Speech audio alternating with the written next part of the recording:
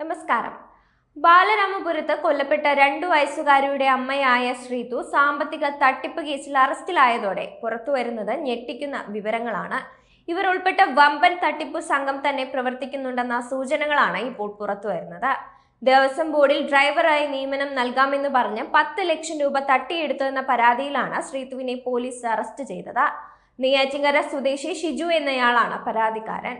വഞ്ചനാ കുറ്റത്തിനും വ്യാജരേഖകൾ ചമച്ചതിനുമാണ് പ്രതിക്കെതിരെ കേസെടുത്തിരിക്കുന്നത്. ഇതിനു പിന്നാലെയാണ് പ്രതിയുടെ അറസ്റ്റും രേഖപ്പെടുത്തിയത്. പ്രതി ഇപ്പോൾ റിമാൻഡിൽ കഴിയുകയാണ്. അതേസമയം ശ്രീതു ഒറ്റയ്ക്കല്ല തട്ടിപ്പ് നടത്തിയത്. വ്യാജ നിയമന ഉത്തരവ് തയ്യാറാക്കാൻ അടക്കം ഇവർക്ക് സഹായങ്ങൾ ലഭിച്ചിട്ടുണ്ട്. തട്ടിപ്പിൽ തന്നെ സഹായിച്ചവരുടെ പേരുകളും പോലീസിൽ ശ്രീതു നൽകി കഴിഞ്ഞു. ഇവരിലേക്ക് പോലീസ് അന്വേഷണം നീളുകയാണ്. ദേവസ്വം ബോർഡ് സെക്ഷൻ ഓഫീസറാണ് താനെന്ന് പറഞ്ഞാണ് ശ്രീജു ഷിജുവിനെ പരിചയപ്പെടുന്നത്.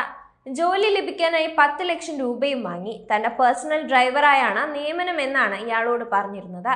പിന്നീട് വ്യാജ നിയമന ഉത്തരവ് തയ്യാറാക്കി നൽകുകയും ചെയ്തു. ദേവസ്വം ബോർഡ് ഓഫീസിൽ വരരുത് എന്നാണ് നിർദ്ദേശിച്ചിരുന്നത്. ബോർഡ് ഓഫീസ് പരിസരത്ത് നിന്ന് ഷിജുവിന്റെ കാറിൽ കയറി പോകുന്നതും ഇവർ പതിവാക്കി. ഇങ്ങനെ ആദ്യ മാസം ജോലി ചെയ്തപ്പോൾ 28,000 രൂപ ശമ്പളം കൃത്യമായി നൽകി.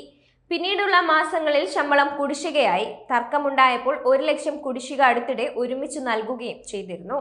ഇതിനിടെ ദേവേന്ദുവിന്റെ മരണത്തെക്കുറിച്ചുള്ള വാർത്തകൾ പുറത്തു വന്നതോടെയാണ് ഷിജു താൻ കബളിപ്പിക്കപ്പെട്ടു എന്ന് ബോധ്യമായത്. വ്യാജ നിയമന ഉത്തരവ് തയ്യാറാക്കാൻ ശ്രീതുവിനെ സഹായിച്ചവരുടെ വിവരങ്ങളും പോലീസിന് ലഭിച്ചിട്ടുണ്ട്. നിയമന ഉത്തരവ് തയ്യാറാക്കിയ സ്ഥാപനം കണ്ടെത്തിയിട്ടുമുണ്ട്. സഹായിച്ചവരുടെ പട്ടികയും നമ്പറും കണ്ടെത്തി.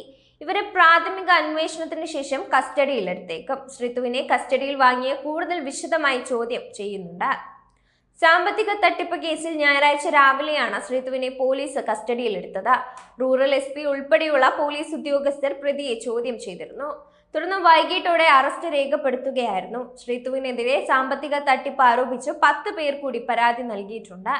എന്നാൽ നിലവിൽ ഒരു കേസിലാണ് നടപടി എടുത്തിട്ടുള്ളതെന്നും അന്വേഷണം തുടരുകയാണെന്നും പോലീസ് അറിയിക്കുകയായിരുന്നു. അതേസമയം ഹരികുമാറിന്റെ സ്വഭാവത്തിൽ വൈകല്യങ്ങൾ ഉള്ളതായി പോലീസിന് വിവരം ലഭിച്ചിട്ടുണ്ട്. ഇതിനിടെ ഹരികുമാർ പരസ്പര വിരുദ്ധമായി മൊഴി മാറ്റുന്നത് പോലീസിനെ കുഴക്കുകയാണ്. കൊലപാതകത്തിൽ പങ്കുണ്ടോ എന്നുറപ്പിക്കാൻ പൂജപ്പുര മഹിളാ മന്ദിരത്തിൽ കഴിയുന്ന കുഞ്ഞിന്റെ അമ്മ ശ്രീതുവിനെ പോലീസ് ശനിയാഴ്ച വീണ്ടും ചോദ്യം ചെയ്തിരുന്നു.